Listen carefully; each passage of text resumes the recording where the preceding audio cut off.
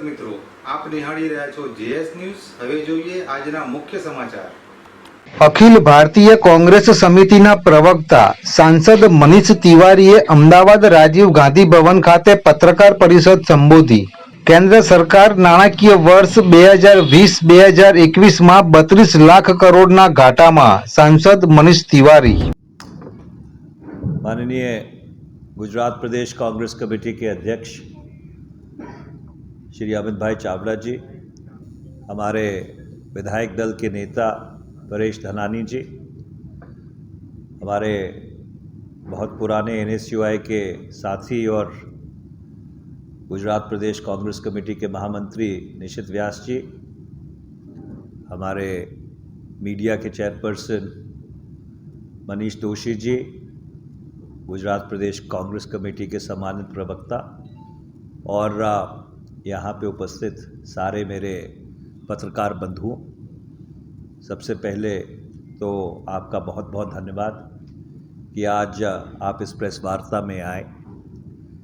मैं इस प्रेस वार्ता का जो परिप्रेक्ष्य है वो आपके समक्ष रखना चाहता हूँ. पिछले कुछ महीनों में जिस परिस्थिति से देश निकल रहा है और जो हाल मुल्क का हुआ है उसकी वास्तविकता लोगों के समक्ष रखने के लिए कांग्रेस पार्टी ने ये फैसला किया है कि वो देश भर में ऐसे पत्रकार वार्ताओं के माध्यम से और जन आंदोलन के माध्यम से, कार्यक्रमों के माध्यम से, जो कार्यक्रम कोविड-19 के प्रोटोकॉल के समक्ष हो सकते हैं, देश की जो सच्चाई है वो लोगों के सामने हम रखने की कोशिश कर रहे हैं. आज से 7 वर्ष पूर्व केंद्र में NDA भाजपा की सरकार बनी थी और जब भी किसी सरकार का मूल्यांकन किया जाता है तो वो मूल्यांकन 5 बिंदुओं पर किया जाता है. सबसे पहला संघीय ढांचा, फेडरलिज्म, कि केंद्र सरकार ने जो संघीय ढांचा है उसके साथ कैसा बर्ताव किया.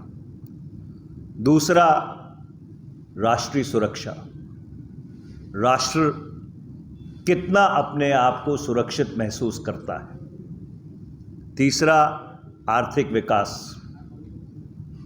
चौथा, अंतर्राष्ट्रीय जो हमारे संबंध हैं, विदेश नीति.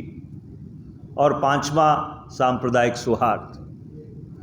क्योंकि गुजरात बहुत एक प्रगतिशील राज्य है और गुजरात ने सदा इस मुल्क को एक दिशा दी है, तो देश की जो आर्थिक परिस्थिति है और ख़ासकर जो आम लोगों की कमर महंगाई ने तोड़ी है, उसके बारे में आज आपके साथ चर्चा करने के लिए हम लोग एकत्रित हुए. देखिए, किसी भी अर्थव्यवस्था के 4 मुख्य बिंदु होते हैं. सबसे पहला सेविंग्स, बचत. दूसरा कंजम्पशन, खपत. तीसरा इन्वेस्टमेंट, निवेश. और चौथा रोजगार, एम्प्लॉयमेंट. और पिछले 7.5 वर्ष में ये जो चारों मूलभूत आधार हैं जिन्हें इकोनॉमिक फंडामेंटल्स कहते हैं, वो पूरी तरह से ध्वस्त हो गए. और उसका सबसे बड़ा परिणाम ये है, उसका सबसे बड़ा उदाहरण ये है, सबूत ये है कि जब 10 साल यूपीए की सरकार थी तो 27 करोड़ लोगों को गरीबी रेखा से हमने ऊपर उठाया था. और ये आंकड़े हमारे नहीं हैं. वर्ष 2019-20 की जो वित्त मंत्री का बजट का भाषण है, उसमें उन्होंने ये बात स्वीकारी है कि जो यूपीए के 10 साल थे, उन यूपीए के 10 साल में 27 करोड़ लोगों को गरीबी रेखा से ऊपर उठाया गया। और ये दुर्भाग्यपूर्ण बात है कि पिछले 7.5 वर्ष में उसमें से 23 करोड़ लोग फिर दोबारा से गरीबी रेखा के नीचे चले गए। 10 वर्ष में जब यूपीए की सरकार थी तो 27 करोड़ लोगों को हमने गरीबी रेखा से ऊपर उठाया था। ये बात श्रीमती निर्मला सीतारमण ने अपने बजट भाषण में 2020 का जो बजट का भाषण था उसमें कबूली है। और आज के आंकड़े ये बताते हैं कि उसमें से 23 करोड़ लोग दोबारा से गरीबी रेखा से नीचे चले गए हैं। जब 10 वर्ष यूपीए की सरकार थी तो हर वर्ष हमने जो वित्तीय घाटा है केंद्र सरकार का, उसको कम करने की कोशिश की थी। पिछले 2 वित्तीय वर्ष में, वित्तीय वर्ष 2019-20 और वित्तीय वर्ष 2020-21, जो केंद्र सरकार का घाटा है वो 32 लाख करोड़ रुपया है। 32 lakh crores is the combined or the cumulative fiscal deficit of the central government for the financial year 2021 and 21-22। इसका क्या मतलब है? इसका मतलब है कि केंद्र सरकार का पूरी तरह से दिवालिया निकला हुआ है। केंद्र सरकार बिल्कुल दिवालिये के कतार के ऊपर खड़ी है। तीसरा जो मैं आपको आंकड़ा देना चाहूंगा कि ये शायद पहली ऐसी सरकार रही है आजाद भारत में पिछले 70 साल में जिसने 7 वर्ष में